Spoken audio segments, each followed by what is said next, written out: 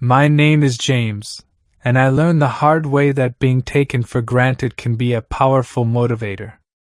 The first years after my wife left us were the hardest. I worked the night shift at a security company. The building was a parking garage downtown, quiet and dim. I counted cars, checked cameras, and made sure nothing moved after midnight.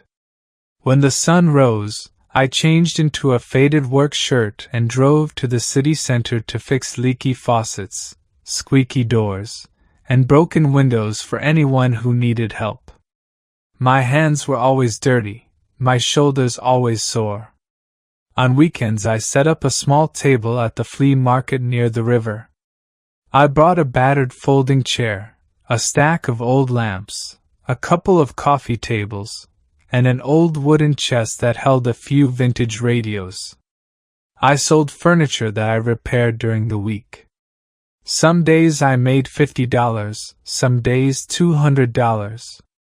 It wasn't much, but it paid for groceries, school supplies, and the occasional treat for the kids. Our house was a modest two-bedroom split on the edge of town. The kitchen had a dented fridge that still worked, a cracked tile floor that I had glued back together many times, and a thin curtain that flapped in the wind. The living room held a couch that sagged in the middle, a TV set that flickered, and a shelf full of picture frames. I kept every picture. I kept the first birthday cake, the first lost tooth, the first school play program.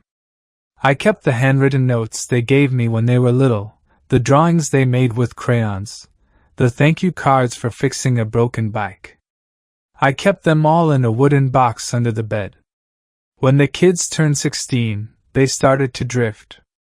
The oldest, Anna, left for college in another state. The middle child, Claire, went to community college nearby but kept her hours odd. The youngest, Ben, got a job after high school and moved to a different city for a better paycheck. I understood. They were grown. I still called every Sunday.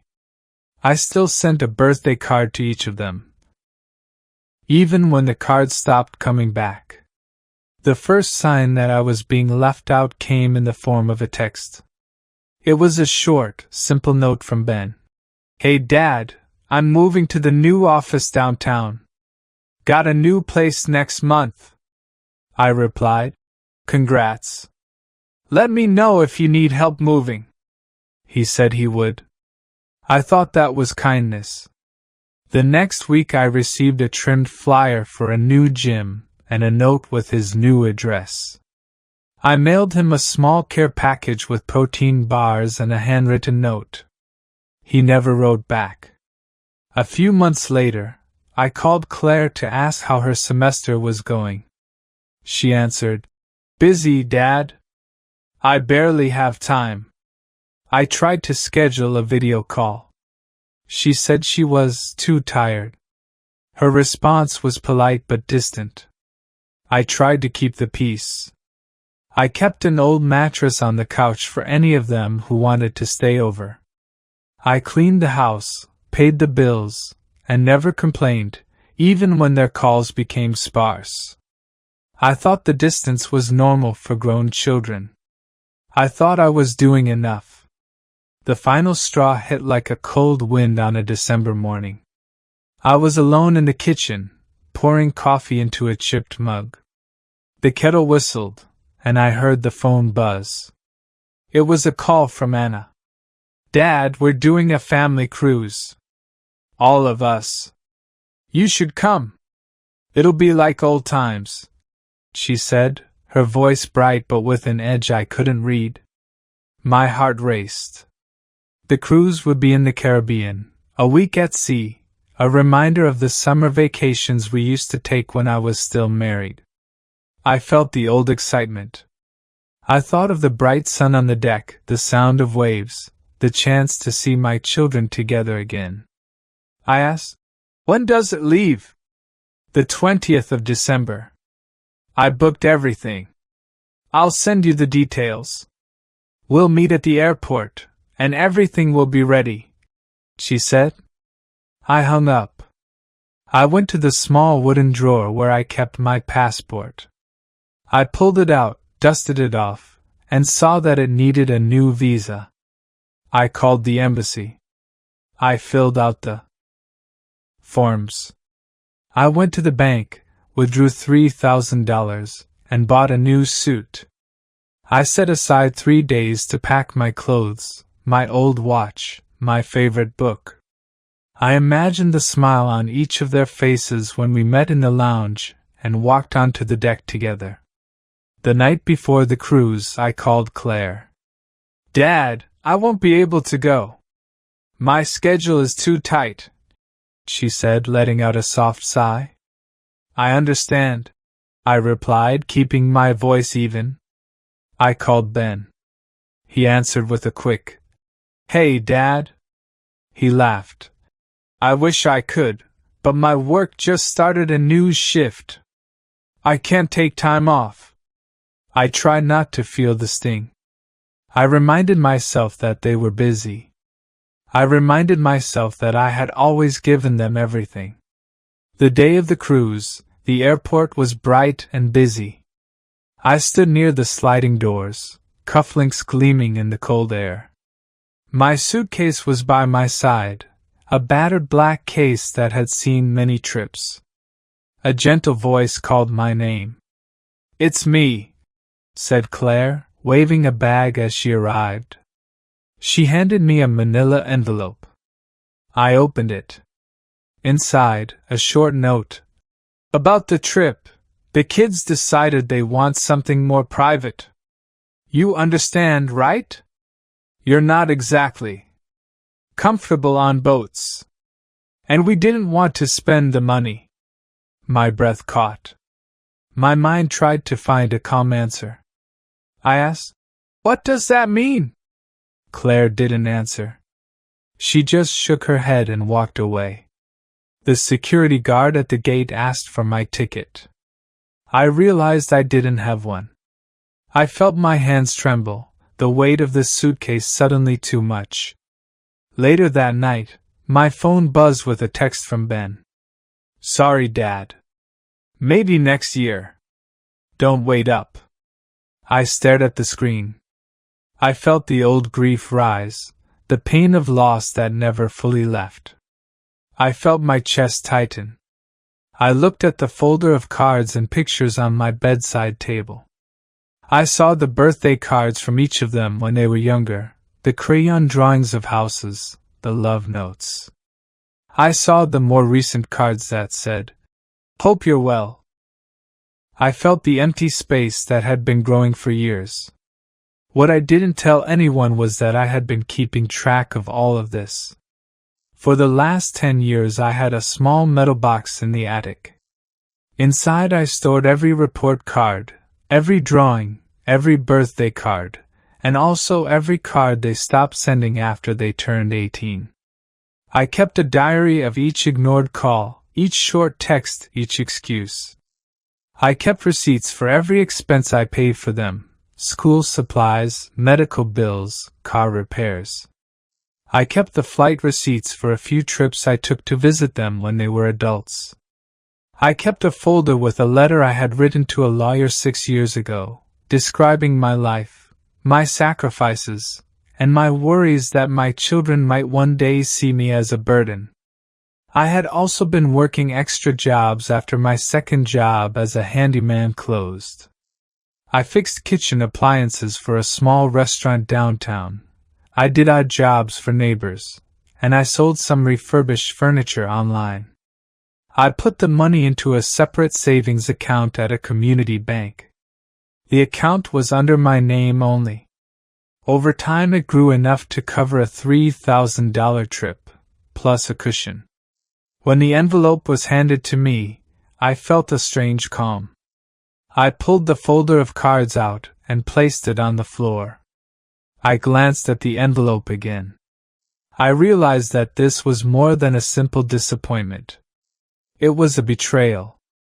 They had looked at me, planned a trip that included me in name only, then cut me out. They had used my money, my time, my hope, and left me with nothing but an empty seat at the table. That night, I sat at the kitchen table with a single lamp. I opened the folder of letters to the lawyer. I read the sections where I had listed each instance of being ignored. I read the part where I wrote, "I am not asking for charity. I am asking for respect." I read my own words again, and a new thought formed. I didn't call them back. I didn't answer the January calls that followed. Instead, I called the lawyer. "Hi, this is James. I need to send a formal letter to my children. I have the documentation ready," I said. The lawyer was a middle-aged woman named Denise. She listened, took notes, and said, "I understand. Let's draft a letter that states the facts plainly. We'll include the flight receipt, the envelope, the amount you paid, and your request for reimbursement. We'll give them a deadline of 30 days, and we'll note that legal action may follow if not paid." I watched as Denise typed. The letter said, "Dear Anna, Claire, Ben. Since my wife passed, I have devoted my life to raising you, supporting you, and providing for you. In December, I purchased a cruise ticket worth $3,000 based on an invitation from Anna. The ticket was never used because the trip was canceled without my consent. The payment was made from my personal funds, and I have attached a copy of the receipt. You have each been sent birthday cards for many years, but the last cards received from you were in 2015. In recent years, I have not been included in family events and have been excluded from plans that involve my participation. I am requesting the reimbursement of $3,000 within 30 days of receipt of this letter. Failure to do so will result in me pursuing a claim for fraudulent misrepresentation and seeking legal costs. Sincerely, James." Denise asked me if I wanted to add anything. I said, "Add that I love you all, but I am not a charity. I have worked hard to get this money, and I deserve to be treated with respect." She wrote the final line. After we finished, Denise faxed copies to each of their last known addresses and emailed digital copies to the email addresses they used when they were still in school. She also sent a copy to my email with a request for a follow-up meeting in a week. The next day, I received a voicemail from Anna. "Dad, what? Are you suing us? This is insane." Her voice trembled. She hung up. Claire sent a short text. "We'll talk later." Ben didn't answer. I felt a small surge of anger, then a quiet satisfaction.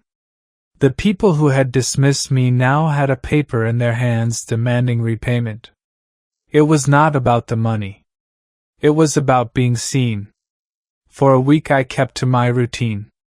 I woke at 5 a.m., checked the security cameras, fixed the leaky faucet at the bakery, set up my table at the flea market, and went to the bank to watch the savings account grow. I ate the same oatmeal and black coffee each morning. I watched the trash trucks roll by, and I counted the days on my wall calendar. On the 8th day, I saw the first reply. An email from Anna's lawyer. She wrote that the family was shocked at the tone of the letter and that they would discuss it. She also said they would try to find a way to pay the amount. I felt a flicker of hope. 2 days later, I got a call from Claire's mother-in-law. "Your son is willing to give you a check for $1,200. He says he can't cover the rest." I asked if they could pay the rest in installments. They said they would try. 3 days after that, Ben's text came. "Dad, I'm sorry. I can't pay the full amount, but I will send $500 now and work out the rest." He attached a picture of a bank transfer receipt. I sat at my kitchen table and placed each payment in a pile. I felt the weight of each receipt. The total so far was $1,700. That left $1,300 still owed. The next week, I called Denise. I have received partial payments. How do we proceed? She said. We can send them a reminder that the deadline is approaching. If the remaining balance is not paid, we will file a small claims case for the amount. She also said that if I chose to accept the partial payments and the promises, we could close the case. I decided to give them a final chance. I wrote a short note. I appreciate the partial payments. I need the remaining $1,300 by the end of next month. If you cannot meet that, I will file a claim. I mailed it, and I sent a copy to Denise. The next month, Anna called again. Dad, I'm selling my car. I'll send you the $1,300 tomorrow. She sounded nervous. I could hear the engine revving in the background. She hung up.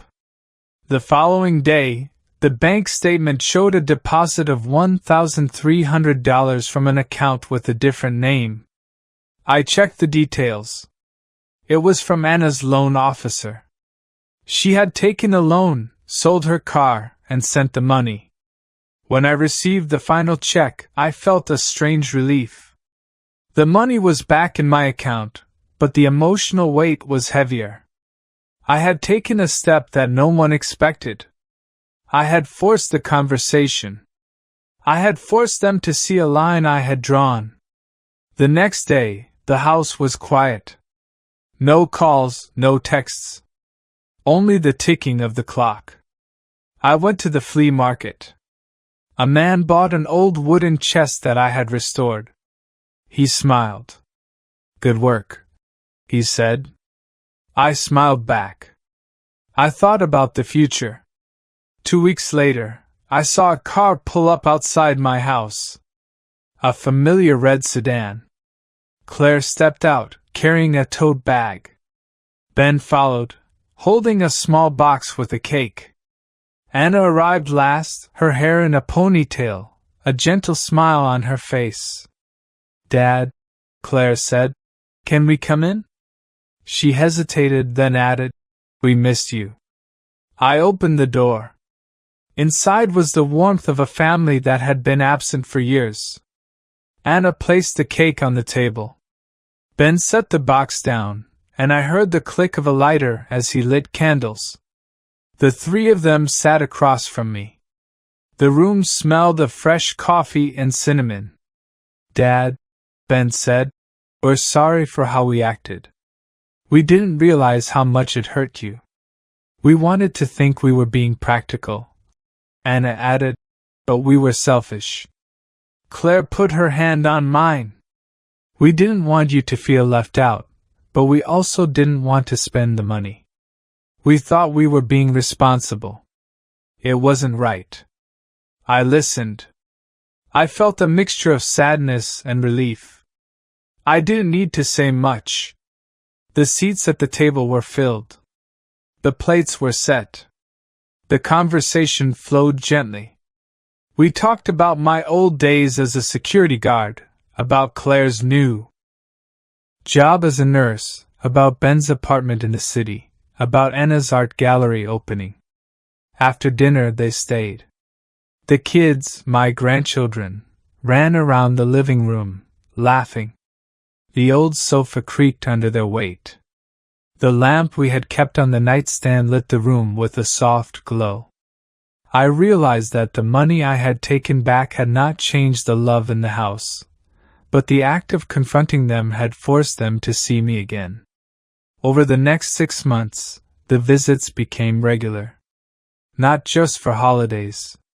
They came on Sundays for dinner. They brought their spouses, their kids, their stories. I learned the names of my grandchildren. I taught them how to fix a leaky faucet. I taught them how to sand a table and apply varnish. They taught me to use a tablet to video chat with Anna's gallery. We shared laughter and food. I still kept the folder of cards. I now added new ones. The kids gave me fresh birthday cards each year. The crayon drawings came back, but now with more detail. I placed them beside the old ones, a timeline of love and neglect balanced together. It took time, but the relationship rebuilt itself.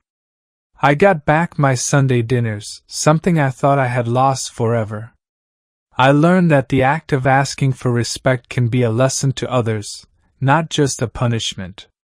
I realized that being taken for granted does not mean you have to disappear. You can stand up, set a boundary, and ask for fairness. In the end, the money was a tool, not the goal. The goal was to be seen. To be known as a father who gave his all, not a burden. My children learned that they could not hide behind excuses. My grandchildren learned that a man can be gentle and firm at the same time. I still go to the flea market on Saturdays. I still fix the faucet at the bakery. I still keep a box of old cards. I still watch the sunset from my porch, thinking about the path I walked. I have learned that family is not just blood, but the effort we make to stay connected. The lesson I carry is simple. You must not let love be taken for granted, and you must ask for the respect you have earned. If this story resonated with you, join our channel by liking and subscribing for more real, raw, and family-centered stories. Thank you for listening. I'll see you in the next one.